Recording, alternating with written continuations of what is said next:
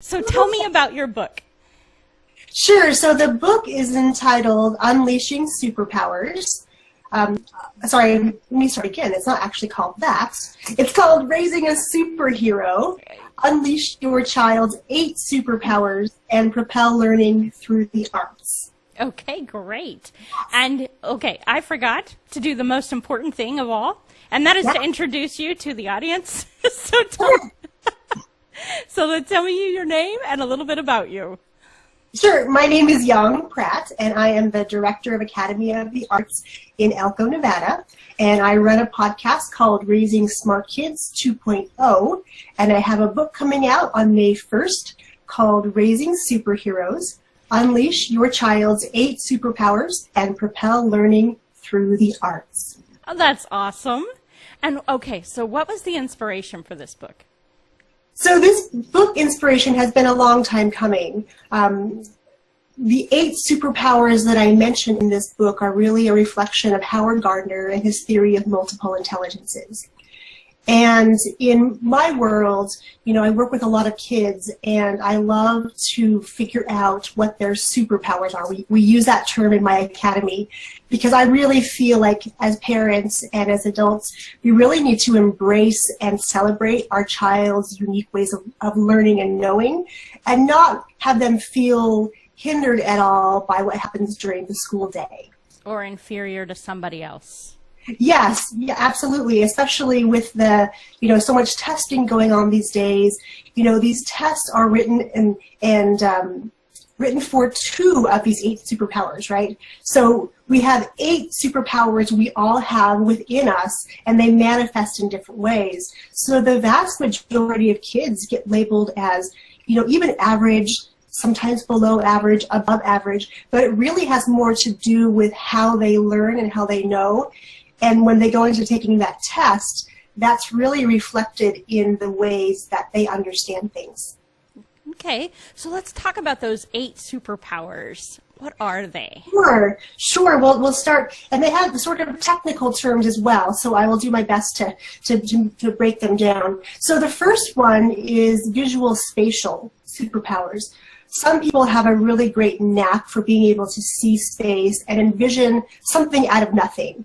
Right. So if you think of an architect, for instance, or a painter, a sculptor, you know, they really start with this blank canvas, but they're able to see in their mind's eye what that looks like before they create it. So they're very much visual spatial learners. So that's superpower number 1. Superpower number 2 is bodily kinesthetic. And this is the one that I really relate to a lot as a dancer and a teacher.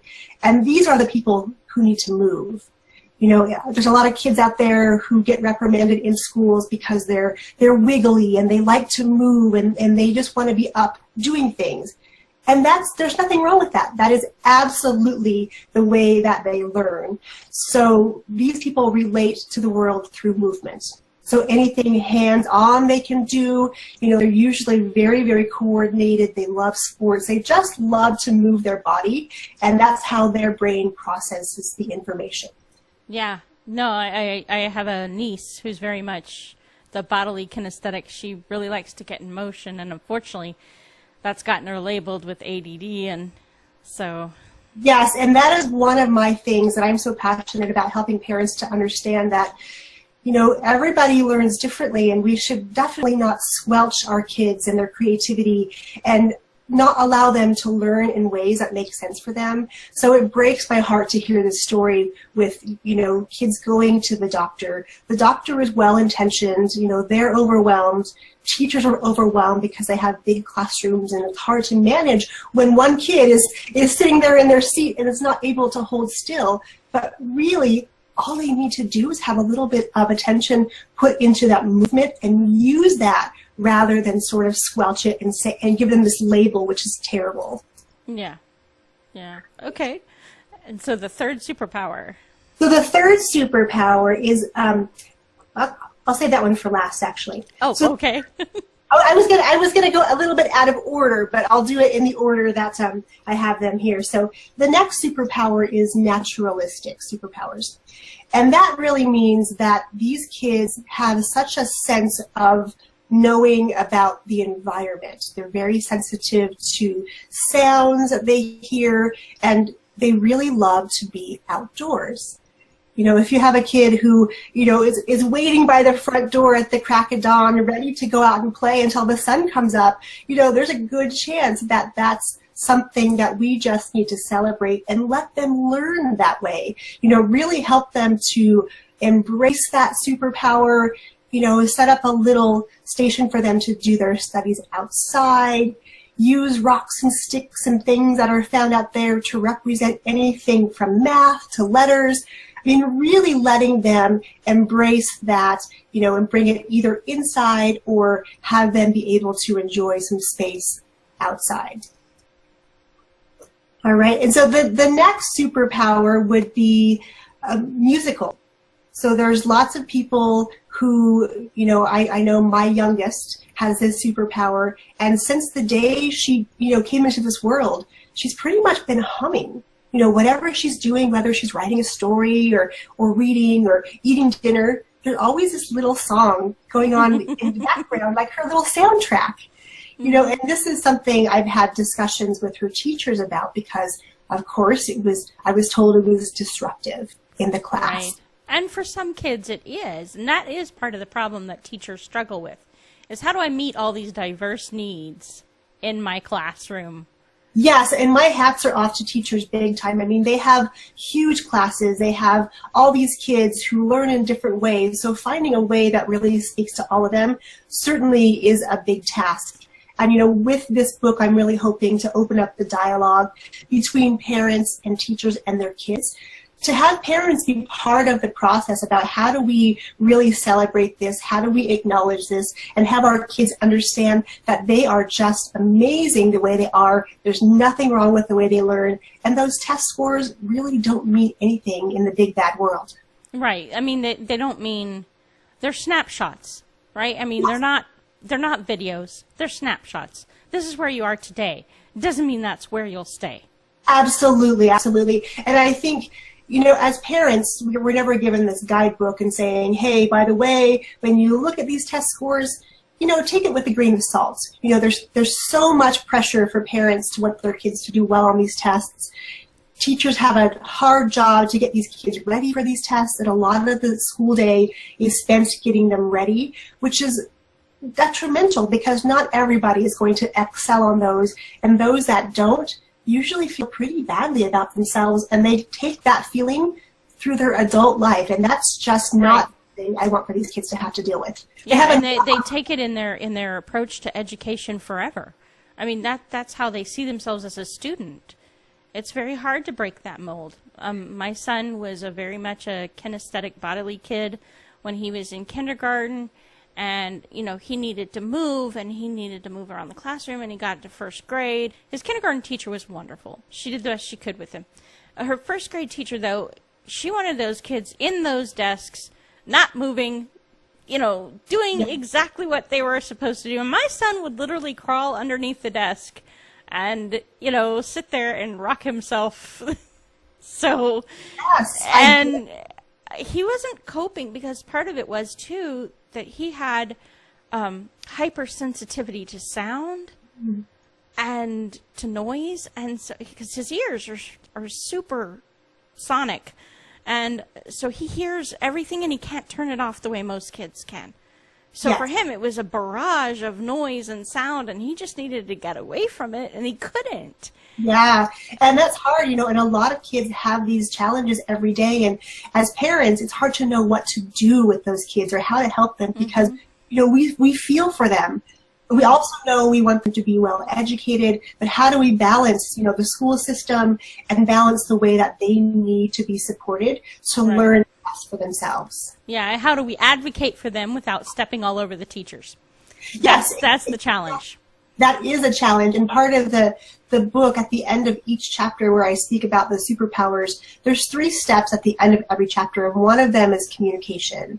And how do you best communicate your child's needs to the teacher and make it a classroom experience so they're not having to really just focus on the one kid, because likely there are other kids in the classroom with the same learning styles, and they really just need to be open, I guess, to figuring out a better school day that can accommodate, even for a short time, all the different ways that the kids know and learn. Right, because it is amazing how much just a little bit of time spent in your favored learning style can make such a difference in improving not only your outlook towards school, but your ability to comprehend what's going on in the lesson. Yes, and the focus bit, right? Because if you're learning in a way that is supportive and it makes sense to you, I mean, the focus that can go into that short time is tremendous versus trying to, teach them all these different ways and trying to push that onto the kid. And they're, they have their hands up saying, I don't know what to do. And then we get calls from the teachers saying, gosh, your kid is acting out in class. I think you need to take them to the doctor. There might be a problem. I'm going to put them in the hallway even. Yeah. I mean, there's a lot of different things that happen that I think don't need to happen, but it really starts with the parents and really helping to let them know they're doing a great job. And this information is not something that everybody knows about. Right. I mean, I was the kid in school. I did really, really well in school, but then I took these tests and just barely scraped by. And I felt for years that there was just something wrong with me. Like, why am I not able to do well on these tests? And it wasn't until graduate school, till I was almost 30, that I discovered, these multiple intelligences, these superpowers. And then it was that aha moment where I thought, oh my gosh, every parent needs to understand this because it makes all the difference. Right. Well, okay, for me, my challenge was math, right? Because for a visual spatial kid, math doesn't really make sense. Math is just a number. How do I equate that? How do I visualize what's really happening in that? And until I got to be a writer and started doing writing for a living, and I actually was an encounter with a physics program they had online, and he was talking about math is a story of relationships. And I was like, it's a story. Aha! Ha-ha! It's a story! And then I started seeing how equations are stories, right? Negative x plus 1, if you just look at that, right? And it equals 1, right? So, the parentheses tell you where that story starts. It starts with the positive influence encountering the individual. And instead of getting the benefit, though, the negative influence comes and snatches that positive influence away, and we stagnate. That's a human story. Yes, that's a truth. And that one teacher made all the difference for you. And so that's really what I'm hoping with this story is that, gosh, we're going to say the same thing, but we need to say it in different ways so all kids have one part of the story that they can grab onto and make it their own, because we know as parents that when our kids are engaged and they're excited about learning, I mean, the possibilities just are astronomical, and what they can accomplish is just beyond words. Right, exactly. And I think that's the beauty of a book like what you've written, is that it helps parents to see that their child isn't defective, that their child is doing fine. Their child has a gift. It's just figuring out how to apply that gift and how to get the gift unwrapped in the classroom. Yes, really to unleash that superpower, because it's in there. We all have it. All these kids are born with that innate ability. It's just a matter of us being able to observe as parents and taking that time and the space to make that happen. Right. Yeah. Okay. And since you brought up the math, I'm going to skip ahead to that one. So the other type of intelligence we have is logical mathematical. And it's one of the two that kind of dominate a school day. So if you have a kid who really likes numbers, likes to order things, really just likes sort of the big picture of what's happening, that's where logical mathematical intelligence or superpowers come into play. We can think of Albert Einstein, Steve Jobs. I mean, numbers were their story. They relate to everything in the world based on what those numbers look like, how they're alike, how they're different, and what you can create with putting those numbers together. Right. And then the other dominant intelligence or superpower in the school day is the verbal linguistic. And like you said, you're great with words.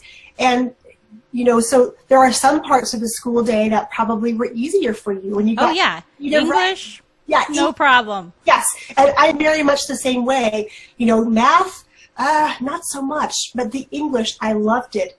But as parents, we're told, oh, your kid is not very good at math, so you need to do extra work at home to punish them because they're not very good. Right. And that's hard as a parent because they need to learn these things, but the way that we're having them do it really is a total disconnect. And so then we have tears, we have frustration, kids start not liking school, parents have to drag them screaming and kicking out the door, and we just feel bad about ourselves. So it's, focusing on that negative is definitely a no-win situation for anybody. Right. Well, I was actually pushed out of the gifted and talented program, even though I was very gifted and talented, because I wasn't strong in math. Yeah. I had to fight for my right to be in the gifted and talented program because my gift didn't shine in the logical mathematical. Yes, and I think, that's a whole discussion by itself, the gifted and talented program. My oldest daughter, when she was younger, we ended up accelerating her to she skipped first grade and went right into second, and she did such a great job because she was then being pushed academically, she was being pushed and challenged for the first time ever. Because until that point, she never, everything was so easy, and that's really not a good lesson for a kid to know that everything is easy because we know it's not. Right. When we moved out to Spring Creek, we chose after we had pulled her out of school for a bit after she was accelerated. The next teacher the year after really didn't support the effort that she was, she needed some extra help with the math, and the teacher really wasn't willing to give her much other than send more homework sheets home, which really was, the worst thing. So after homeschooling her for a year and a half, we actually put her back in school and put her back in her regular grade that she was meant to be in, and then the school wanted to test her for the gifted and talented, and thankfully I understand what these tests mean, how they're written and who they're for. So I sort of said, I'm happy to have you test her, but I don't really want her to feel badly about herself because I can already tell you pretty much what it's going to say. So she was declined admission to this program, and she, for the life of her, could not figure out why, because here's a kid who skipped a grade, was able to really do well in school, and now, there's this access to this program where they get to do really, really cool things, and she wasn't able to be in it based on this test score. And so we had a very lengthy discussion about what the test really means and how I know that, she's very, very smart and there's nothing wrong with it, but it's just a test. But there's that pressure for the kids to do well. We want them to do well. The school is pushing us to do more testing. So these poor kids, their whole self-worth is wrapped up in these tests. And the tests aren't even being conducted correctly. Oh, my goodness, yes. Because if you really wanted to figure out, if what you were really looking for was, A, whether or not the student is learning, and B, whether or not the teacher can teach, then what you need to do is take a snapshot at the beginning, take a snapshot at the end, compare the two results, right? But track it year over year. Yes. To figure out whether, and as a whole classroom. So if your whole classroom is making progress with that teacher, then you know that the teacher is doing fine. But if all of the kids in that classroom slip in their scores, then maybe it's time to look at the teacher and see what's going on.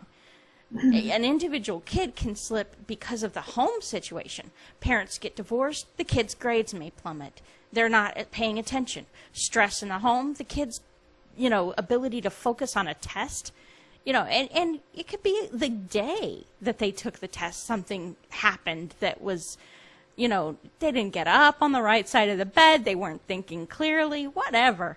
But just taking one picture and using that to represent who the kid is, that's a recipe for disaster.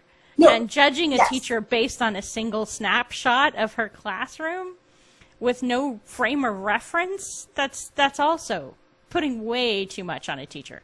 Yes, I couldn't agree more that, the teachers are being reprimanded and punished based on these test scores. But when the test changes year after year, like you said, there is no baseline. There is no continuity. There is no tracking. So how do we really know what is even happening in the classroom? We don't. And that's the problem. And they keep looking for a better test. Well, there isn't going to be a gotcha test. There is no one test that is going to perfectly capture all of the factors that are involved, because it's a human equation. And there's just too many moving parts. Absolutely. All the variables that come into play are just huge. I have to laugh a little bit when my youngest took these tests last year, and, at the time she's 8. Mm-hmm. And she's being asked to type in her response on a computer. She's 8. That skill set has not been developed yet. But then she's being punished, having to stay in from recess to finish typing her thing because she doesn't know where the letters are. So the whole scenario is just false. Mm-hmm. With this information, which, we know tests probably about 10% of the school population properly. And then we're putting them in this very stringent environment, which is so unlike a normal school day. Yeah, the kids can't help but be stressed out. They can't help but be worried about what's happening. Yeah. Well, and the adults around them have pressured them all year long. They know everything hinges on what score they get. They know that the expectations are so high for, everything, that they're told that their school relies on what they get. I mean, that's a tremendous amount of pressure to put on a kid's shoulders. Far too much, and especially when the first tested probably at 3rd or 4th grade. And I had a discussion with one of the administrators out here the other day, and pretty much every other year there's going to be some sort of required test from the ACT. And I just said, wait, but, as a parent, I should be able to choose whether or not my kid has to go into that. And he said, nope, it is required. And I sort of said, I don't know. Parents have a little bit more freedom, I think, to choose those scenarios because they're not real life scenarios. They measure nothing except for, like you said, one little minute sliver of time, and it's irrelevant. Right. Well, I mean, it can be relevant. I'm not saying that we should throw out testing altogether. But I am saying that we need to look at how we test and what we're expecting to see when we test. Yes. And about the realities behind tests. Because tests are a snapshot. Portfolios are more like a video. Portfolios are actually a stronger way to test. What kind of progress has the kid been making throughout the year? Let's take a look at that. Where did they start? Where did they end up? That can tell you a little more. And if you couple that with the rest of the classroom, you get a pretty good picture for how far along was the teacher able to move them. Because, granted, they may not make the standards at the end of the year with a certain teacher, but that doesn't necessarily mean that she didn't do a fantastic job of teaching them. They may have come to her 2 grades behind in their knowledge, and she was able to catch them up a year and a half. Mm-hmm. That teacher should be rewarded for that because that is a miracle. Okay, but instead, because they're not going to meet that standard, all that work that she's done just flushed down the toilet. Yeah. And she'll be reprimanded. She'll be reprimanded for failing. That's the worst thing, that these amazing teachers who have the best hearts and the best intentions for these kids, because they don't have a certain outcome on a test that is not a consistent representation of the kid's work. Mm-hmm. Yeah, that's really a recipe for disaster as well, and I can understand why more teachers seem to be leaving the school system. I know a lot of friends who are teachers, and they homeschool their kids because they run into these roadblocks, and they got into teaching because they love kids. They love seeing the adventure and the journey for this kid to learn. So yeah, it's really sort of a double-edged sword. There's not a great way to win across the board. I think small little changes, a lot of communication with the teacher are really just going to be necessary with all the parents to make sure that it's the best possible overall experience, and not really worry about that one day in time and what it looks like, and judging the kid and labeling the kid and the teacher based on that. Yeah. No, and like I said, a book like yours may really help, because are we testing across the board? Are we really testing for what actually matters? That they're developing their intelligence, that they're getting their gift, to the point where it's doing the most good for us and for society? Or are we forcing them down a particular path as that's the easiest path for us? Yeah, and it's interesting because I actually just put out a blog post today, and it talks about, it asks the question, are schools killing our kids' creativity? And it's interesting. Yes, they are. Interesting because, yeah, it's sort of like herding cattle. They have this one overarching test, this one goal, and all the kids are kind of pushed that way. But we know along the way these other kids are going to fall by the wayside, or they're the ones who are going to leave school. They're the ones who are going to get in trouble probably because they're not being taught in a way that's meaningful for them. So it's interesting. In the future, I read something, you probably read it as well, that in the future 65% of the jobs that are going to exist don't exist today. But if we teach these kids just to follow these lines that are very rigid, how are they going to be the creators? How are they going to be the inventors? How are they going to be the next generation of leaders if we don't incorporate those skills in the classroom as well? Right. Well, I think that is one of the problems. I have an associate's in elementary education, and I've actually spent time in classrooms. So, both as a religious educator and in public school education settings. And one of the things that they never talked about during my entire elementary education, right, was why are we teaching what we're teaching? What is the point of everything? Ask math teachers to explain why we teach math. Most of them can't. Well, you're going to need it for a job is usually their explanation. But for a kid who doesn't see 2 days from now, let alone a year or 10, okay, that's not an explanation. Yes. That's not a concrete enough explanation for them to grab onto it. What math really is a story, right? I mean, it's a very concrete way of telling a story, very compact way of telling a story and getting to the truth of the story. What is the big idea behind that story? It's expressed in letters and numbers, but it's there, right? Zero is not nothing. It's the perfection of possibility. All things are contained within zero, both the negative and the positive. Exactly. Well, it is so interesting. This is a great segue into the next superpower, which is intrapersonal intelligence.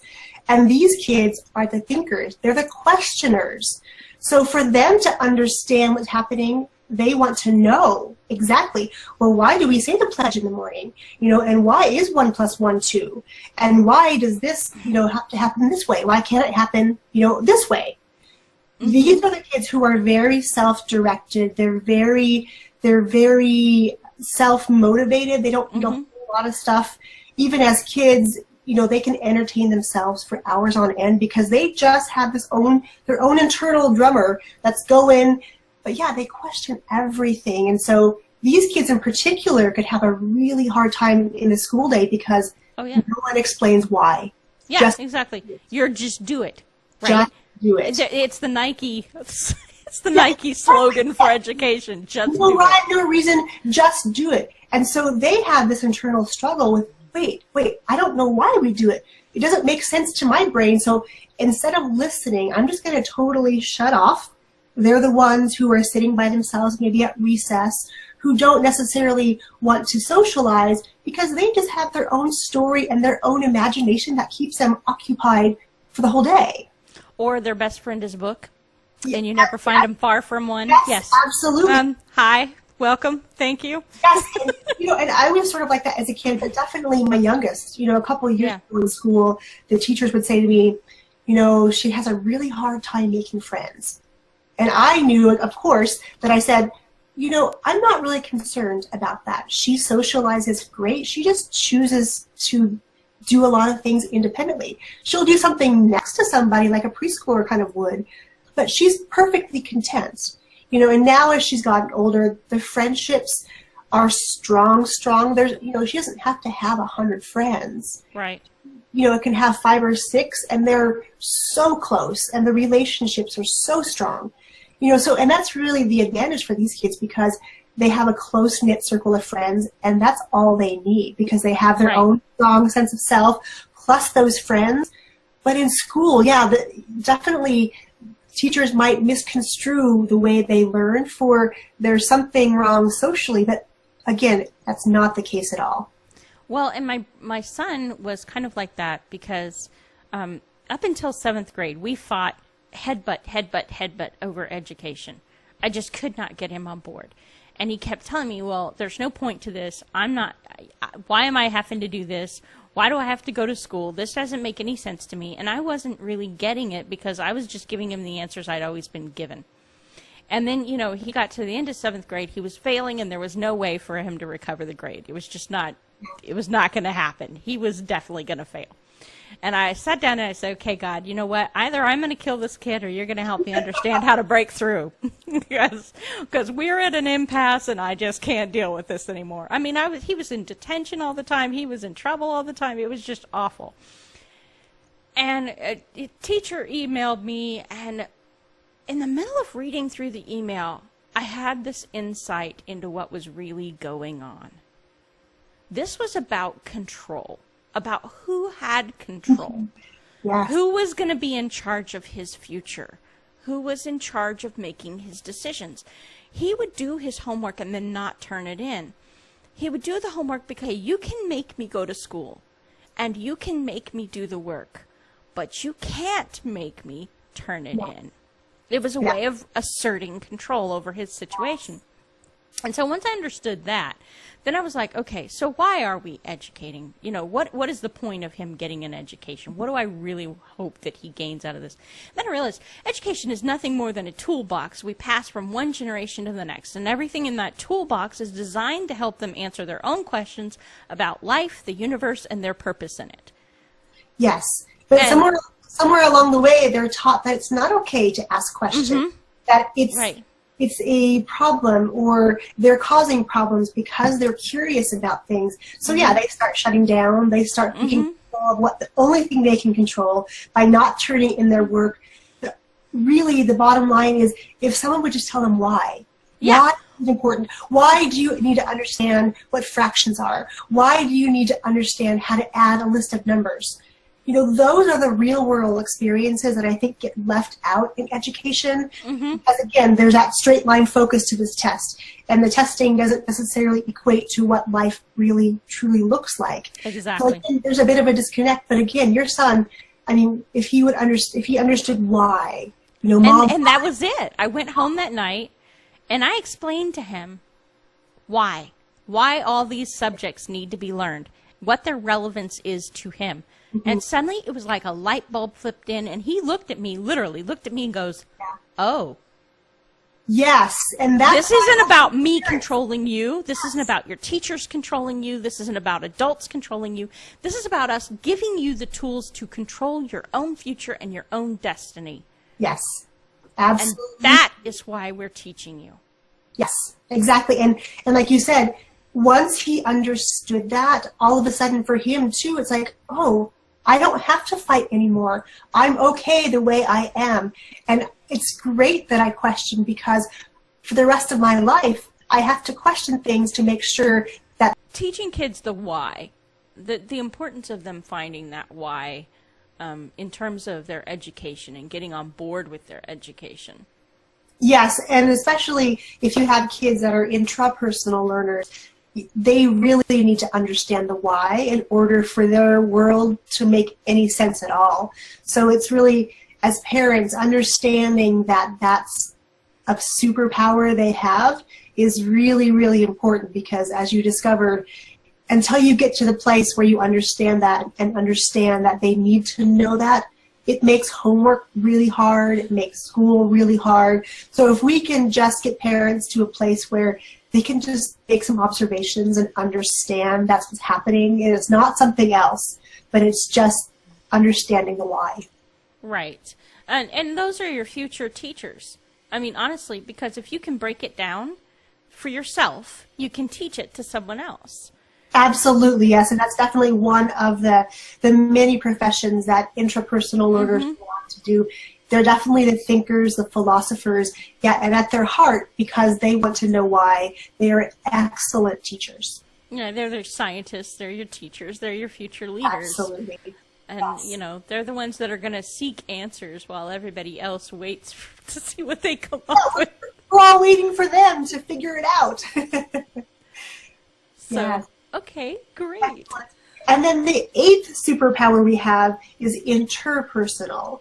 And I have one of these kids too, and these are the social butterflies. These are the kids who thrive when there's craziness around them. They love the energy in classrooms. They love to be around people. They have a lot of friends and are usually really, really great leaders. Yeah. My youngest sister is our social butterfly in their family, and she flits from person to person, you know, but she also keeps people connected. I mean, that's part of what she does. Absolutely, and of the 8 superpowers, we need all of them in our lives, and we have all of those, and we have to step into those personas, if you will, given different situations. But these are the kids sometimes that you get a lot of calls from the teacher, a lot of emails saying, your kid will just not stop talking in class. Yes, yes. And earlier we talked about my oldest, you know, we had brought her to a homeschool situation, and I quickly discovered that for her, being in an environment that I needed for myself, I like the quiet, I like to focus. If there is not an abundance of noise, she's staring out the window and could not be bothered to even work on what's going on. So, you know, she has the TV on and she's doing her work and she's ultra focused. And I cannot for the life of me figure it out because my brother was like that growing up and I just never got it. But again, now having traveled to the other side of this journey, I understand that we just all learn differently. Our brains require different things from us. And if we can be supportive of ourselves and we can help our kids understand what's happening in their brains and their bodies, that's a huge win for parents. Oh, yeah, absolutely. Well, and we do need each other. I mean, we are meant to connect. You know, each of us has a strength to offer. Each of us has a weakness that needs support. And it's by design so that we don't rely solely on ourselves. Because, well, I joke that I'm really intelligent and I'm really good at figuring things out and I'm very, very talented. And if God had also given me money, I would have just taken over the world. And, you know, that's why I was born into poverty. So that I wouldn't take over the world too soon. Yes, and I agree. And how boring our world would be if we're all the same. We all have the same, within the same desires. But yeah, it's when we understand the differences and celebrate them and know each of them has their own place and they're all valuable and they're all contributing. And really that's all we can ask for as parents, that our kids grow up knowing they're loved, they're valued, and all their talents, all their little quirks that are great and unique to them are meant to really shine. They're not meant to be pushed down or not valued. Right. Have you encountered situations where kids have multiple of these superpowers combined, or do you find that very often, or do you find that they tend to run strong in one area and maybe not so strong in the rest? You know, I think for everyone it's very different. You know, I would say most of us have a couple of dominant intelligences, right? So for me, I'm very much a bodily kinesthetic learner, as we talked about, but I'm also very verbal. I really relate to words. I like to write. I like to talk. And so those things come together in a beautiful sort of symbiotic way. You know, there are times when I really have to engage my logical, mathematical things and you know, look at the business side of things and look at the numbers. So we certainly need all of them.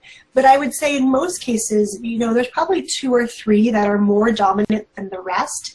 And we as parents just need to find a way to support those, you know, superpowers and really help them blossom. Because if they don't learn to blossom, you know, it's like that. It's like the butterfly coming from the cocoon. If it's watched too soon, or it has to be really nurtured in the right way and really with a lot of support, lots of communication, and a lot of people involved in making that beautiful butterfly, really spread its wings. What would you say to the teacher who's sitting there in the classroom already feel overwhelmed with all the individual learning plans that she has to develop, and now you're telling her that she has to prepare lesson plans to address 8 different styles, and she's looking at the time in her day and the amount of pressure she has to get testing done? How does she, or he, to be fair, I mean, it could be a he, but how do they work that in? How can they combine maybe approaches to get all 8 of those intelligences addressed without overwhelming themselves? We can take a couple of different points of view here. So this is the piece where I feel that educating parents and having them understand how to observe and find these superpowers, and then having that communication with the teacher. The parent can be really instrumental in helping to support the teacher in her efforts. If your kid is really naturalistic and that they love to be outside, and being in a classroom is terrible for them. I mean, even just suggesting, hey, can you take the math lesson outside for 10 minutes today? I mean, we could do the same thing, but even just changing the environment so slightly could make all the difference for a lot of kids. And I would never say, okay, let's do every lesson 8 different ways, because there's no time for that. My recommendation for any teacher listening would be, pick one intelligence for each week. This week, let's really focus on those linguistic kids and figure out who loves it and how we can push them to do more of that. And then next week, maybe we transfer and we want to talk about the interpersonal kids. If they love to talk, if they love to be leaders, how can we give them those roles to step into and grow into? So I think it's really just a matter of, peeling back the layers and taking one step at a time. It doesn't need to be overwhelming, I think a teacher might think that it is, but I really think if we as parents step into our role as parents to support this teacher and lift her or him up and just give them some ideas, or say, hey, I'm going to bring you these supplies today so we can work on something like a diorama. So for all those bodily kinesthetic learners, we can build things together in the classroom, and I'm just going to send those. A couple of dollars, or even just going through the recycle bin at your house. I mean, those things that are there that cost nothing would be so supportive of a teacher trying to accommodate these 8 different intelligences in the classroom. So it's really important for the parent to be aware, to think about how they can approach the teacher and prepared to support the teacher, not just asking the teacher or demanding that the teacher accommodate them, but giving them the tools to accommodate. Here's a lesson plan I found online that would allow you to incorporate this, or here's some supplies that I found, or maybe here's some ideas about what I found works. Yes, exactly. And it doesn't need to take a ton of time on the parents end either, because we're all busy. Most families these days are either single parents, or we have 2 parents that are both working. So there's just, time is valuable for everybody. So with this book, actually, when we talk about each of the superpowers, at the end we talk about 3 things, about observation. There's some time to observe your child, and I ask questions that will get them to see things differently. Step 2 is really being able to then take what they've learned from their child in the observation to encourage their child to do more of that. And then step 3 in every chapter is, okay, I've given you some ideas about things you can do to help with homework. And, maybe take one of those ideas to your teacher. Set a date, talk to them, really calendar it so that it becomes this beautiful action plan. And we can support the teacher's efforts in really making the learning environment a really, really rich one for all the kids, not just our own kids, but every kid will be able to benefit by being able to dabble and really explore each of those superpowers differently because they're all going to react differently to them. But just that little step of being able to know I can take one thing from this book, take it to this teacher and say, hey, can we try this? Because I think it might help with the talking in class, or it might help them to not be so fidgety. You know, little action steps. Because as you know, as a parent, there's so much going on, and we're being pulled in so many different directions, as are our kids. So I really wanted to make this book very actionable, very bite-sized, and very doable in a very short span of time, so we can really start fostering that development. Our kids start feeling better about themselves. We grow some confidence within them, and they just learn to soar. Right. And so have you given this out to teachers? Do you have any feedback from them? You know, I have a couple of teachers who are part of my launch team, and I'm excited for them to read it and give me their feedback. Oh, that is good. Yeah. Yes, absolutely. I have lots of people who are, you know, all from all different walks of life who are helping me really bring this book to life and bring it to the masses, because, you know, it's helped me tremendously as a parent be on this journey and understand that the way that I learn is okay, and it's unique and it's special, and we really need to get our kids to the place where they feel so great about themselves. School becomes a joy, and then as a result, our lives become so much more peaceful. We feel good as parents, our kids feel amazing, and then the teachers feel supported in what they're doing in the classroom. And a lot less stress for them. When Yes. the kids are on board, you know, it's a lot less stressful than when you're trying to corral them on board. So Right. do you have a book signing set up with Tammy at the bookstore? Or? I actually haven't talked to Tammy yet. But Oh my gosh, you need to. She's amazing. I will talk to Tammy as well. I actually talked to Brianne, who is the new owner of Evergreen, and she offered to host a book signing. We actually are moving into a new studio space May 1st. Oh, wow. So we will have a book signing there as well. We're bringing in a company called Coast to Coast Tours, and they're going to come do a master class for the communities. So we have Very lots of fun things planned. So I will reach out to Tammy, though, as well, because Yeah, I think... and I know the public library will do one too. If you contact them, Great. my friend Heather Kinnison, she got one through them. So that's another place to contact. Great. And I actually got to connect with Heather before she left. She had joined the art club, and, you know, she created Right. this great writers group that I joined as well, and soon after she left, so I would love to be able to, you know, do more Yeah, of this. actually that writers group was the one that I founded. And Awesome. then I passed it on to Heather, and Heather's now passed it on to Jim. So Great.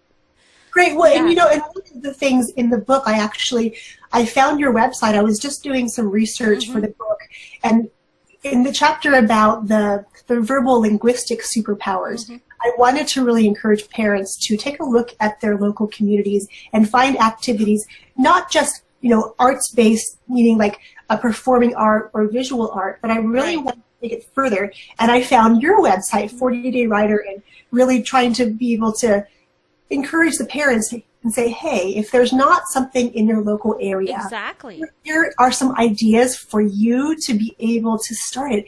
And it doesn't have to be overwhelming. No, There's a step-by-step plan, and you could do it in a weekend. Yeah, well, exactly. Actually, the whole thing that I started 40 Day Writer started the writers group was I had written a book on how to write a book in 40 days. And in the book, I recommended that you join a writers group, but I never had. And so I thought, well, that's a little bit hypocritical. Let's not recommend what we're not willing to follow through with. So I was thinking about where I could host it, because I was in a little tiny apartment. There was no way that I would have room. And I was like, well, and I contacted the library there in Elko, but they wouldn't let you schedule regular sessions. You basically, it was hit or miss as to whether or not it would be available. So I was like, well, that's not good for building a meeting, a following, because people don't know what to expect or when. So my next thought was, well, who could I partner with? And I reached out to Tammy, and I had never met her. I didn't know anything about her. She's an awesome lady, though. And she hosted the 40 Day Writer group, or not 40 Day Writer, but the Elko County Writers for like the first year and a half we were in existence. She was, and then it got just a little too much for her. We were kind of outgrowing the space that she had. And so that's when we partnered with the art club, because I thought, I was a member of the art club. And so I was like, well, why don't we put the arts together? Why don't we get everybody working together, and then the art club has less stress over covering their stuff, Yes. and we see, and the community begins to see art as a connected piece, not as these individual cogs that don't seem to really work or fit together, but we have more Right. collaborative opportunities. So then I kind of encouraged that, and that was how that went that direction. And right now I think they've kind of moved it to Jim's house because he has enough space and it's a little more convenient. But Yes. And I would love to, I'll reach out to Jim too in the Facebook group. yeah, You know, we're moving the studio to a new location. I would love to be able to support this effort as well, because now that I'm on this journey, I know that there are others in town locally that would like to do this, and I know there are kids that who don't know what to do. I mean, they might be able to Google a couple of things, but if we can support that growth and development in these kids and help them get these books published, I think that just brings a whole process to this beautiful place. Right. Well, and that was one of the things that I loved most about Elko, is that, you know, everybody knows that Elko has gold, but they know the gold as the literal gold. What they don't know is that Elko has this incredible diversity of talent sitting there. Yes. It's got amazing talent. I mean, there is gold in them Nar Hills, and I'm not talking about the gold that shines. I mean, I'm talking about the people. I agree. It is an amazing place to live, and you know, I was so blessed to have spent the time that I did there, and it will always have a part in my heart. It's because I just love Elko, and I would have stayed if I could have afforded to. I would have moved. Yeah. But, you know, I guess God had a different direction for me to go, so there I am here in Dallas, back again. I grew up, actually, in this area. Okay. And, so you're back home? Yeah. I don't know, more or less. But yeah, I mean, that's one of the things that I think a lot of people miss out on. You see Elko, and if they know about it, they know two things. They know it has gold, and they know it has the cowboy poetry gathering. Yes. And that's all they really know about it. But it is an amazing place with a lot of potential. No, I agree. I totally agree with that. And some of the most incredible scenery that you will ever find. I mean, there's nothing quite like Lamoille Canyon and the Rubies. You know, cresting the top of that peak and just, oh, it's gone. Yeah. It is definitely nothing like it.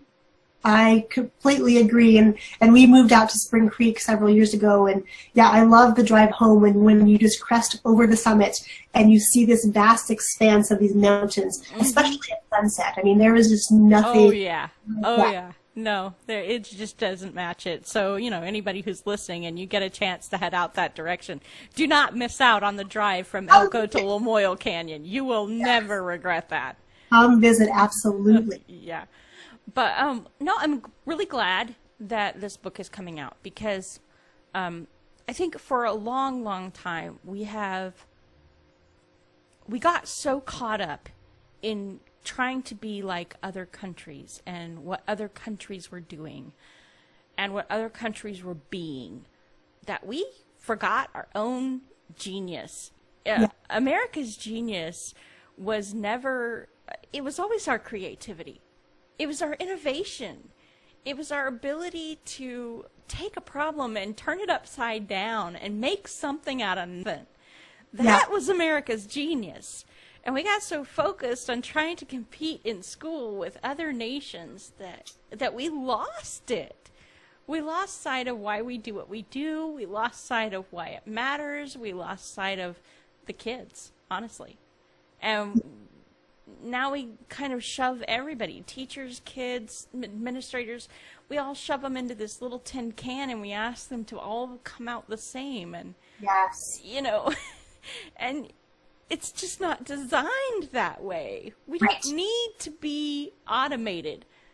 We don't need to be little robots. We need to be who we are. And that's when America will come back to being great again. It's not when her math scores are at the top of the charts. That'll happen if we give people, that'll happen when we are better at explaining why math is important. Right. It's not, no, not everybody will become an aerospace engineer.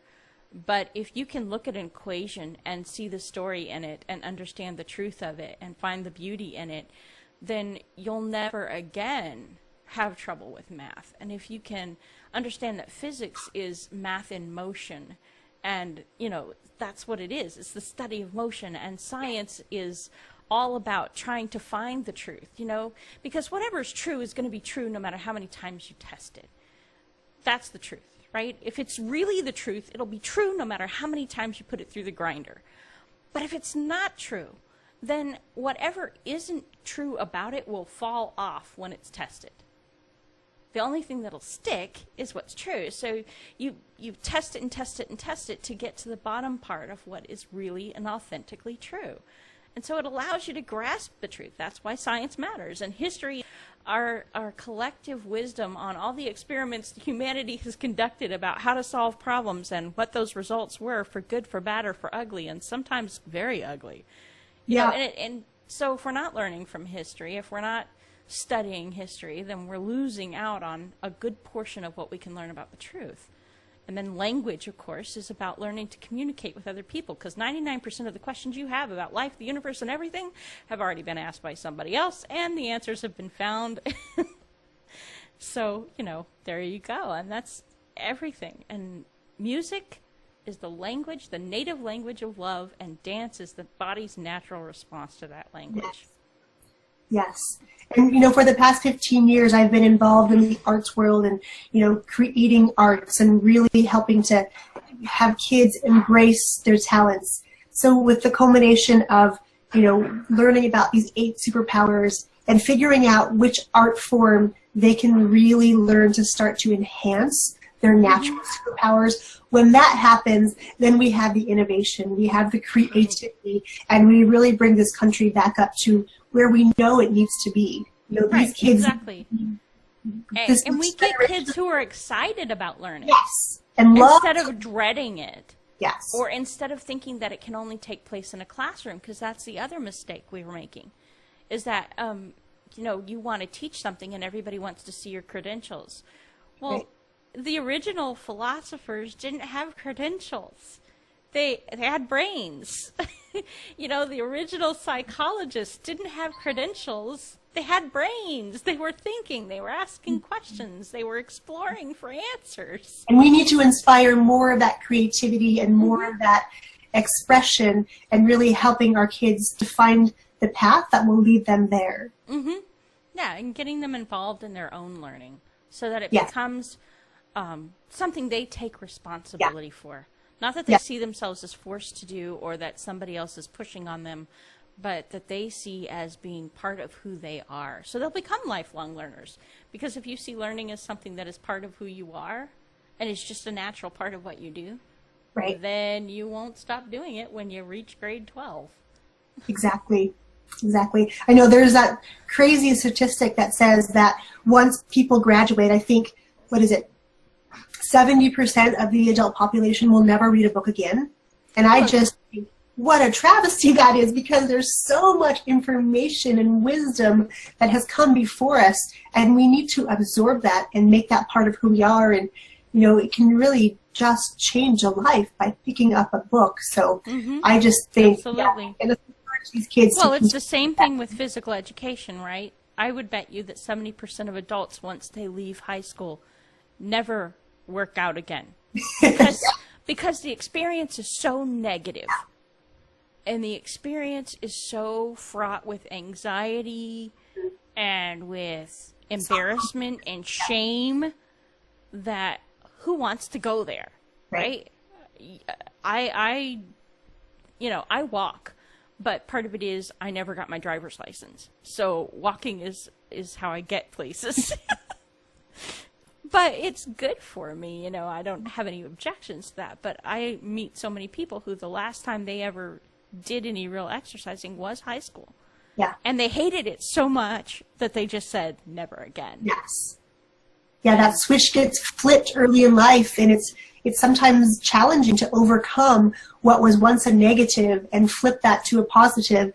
unless you can have somebody take you by the hand, or you're willing to challenge yourself to pick up a book or reach out to somebody and say, hey, how do I turn the switch back on? Because it's been off for so long.